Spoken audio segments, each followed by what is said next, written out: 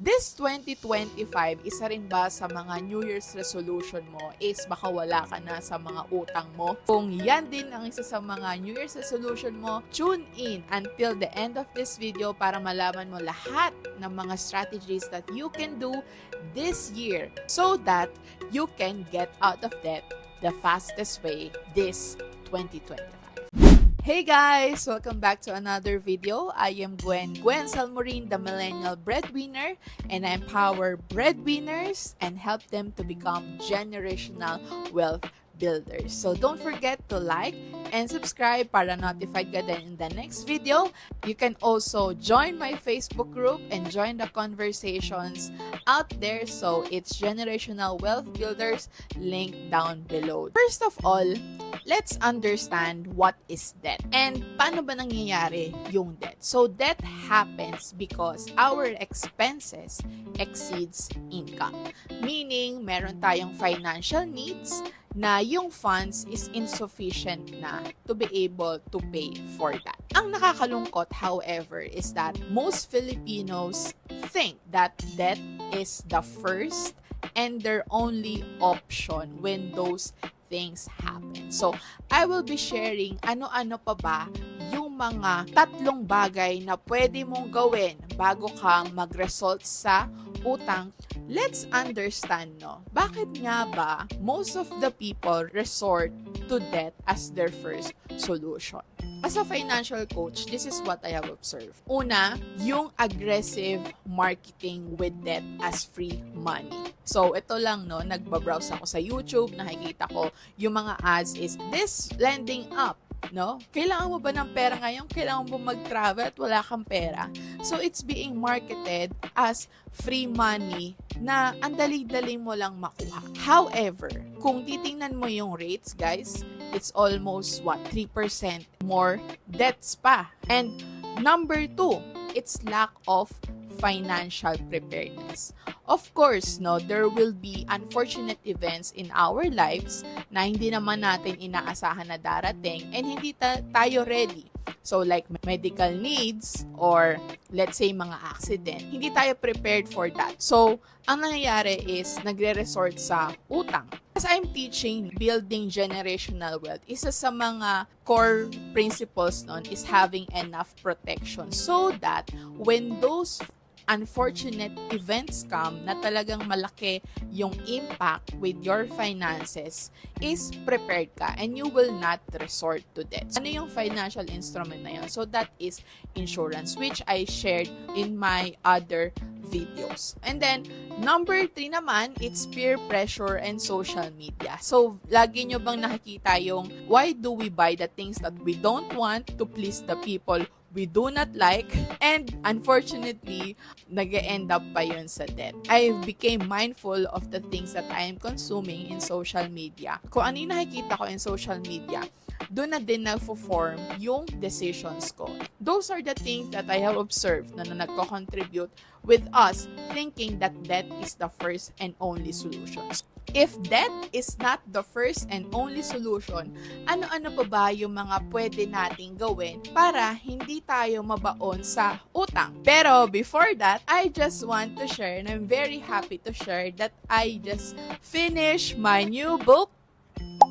Tada! So, it is entitled From Debt to Life. So, if you know my story, I've shared this many times before. We were also drowning in debt at some point in our lives. So, it was a 6-figure debt. And I have shared my experience in this book on how we were able to get out of that debt and have a new life. Kaya yun yung title niya. So, isi-share ko, no? Una, understanding what is the relationship of debt and you, kasi whether we like it or not, we are the ones who made the decision and resorted to debt. So very important ma-understand natin yan, yung money behavior natin. And number 2, will also share so ano-ano yung mga strategies na actually pwede mong gawin, no? Para mawala yung 6-figure debt mo this 2025. So, ang ganda ba nun? And then, last but not the least, I will share to you na kung nakawala ka na this 2025 with your 6-figure debt, how you can make sure that in the next following years, there is no turning back in that financial disaster. So, this book, New Year ko na sa inyo, it's not 1,000 pesos, it's not 700, it's not even 500 pesos, but it's just only for 249 pesos. You can get the book, ebook, link down below.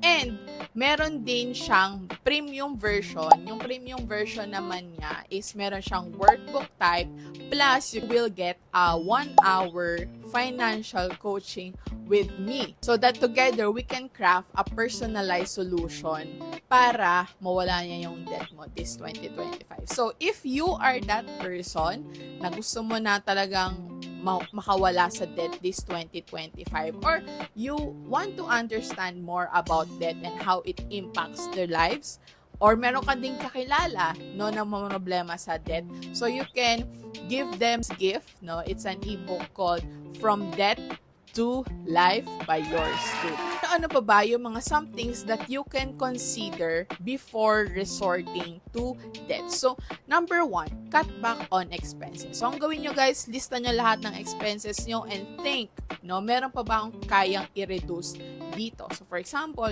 kung ang dining out mo is 5,000 pesos, baka kaya mo siyang gawing 3,000 pesos. And the extra 2,000 pesos goes to paying the other debts. Number 2, sell assets. So instead of incurring more debts, kasi incurring debts is not just incurring debts, it's also incurring interest. So, are there things na pwede mong ibenta na pwede mag-generate ng cash sa'yo? Because it's so much better than borrowing money and having interest pa. So, magdoble-doble pa yung cost mo versus selling your assets. And number 3, increasing your income. Are there any side hustles that you can do so that you will have more money that you can pay off for your debt? Those are the 3 things, no guys, na I would highly suggest for you to do, no, before even considering resorting to debt. Iba-iba tayo, there will always be exceptions, but I highly recommend to do those 3 things first. Because incurring debt, as I've mentioned to you, hindi lang siya utang, meron pa yang interest, and most of the time, it's not just impacting your financial well-being, pati na rin emotional. Kasi di ba mas nakaka-stress kung may utang. So, I hope guys, you have learned a lot in this video, and I will see you on the next one. Bye!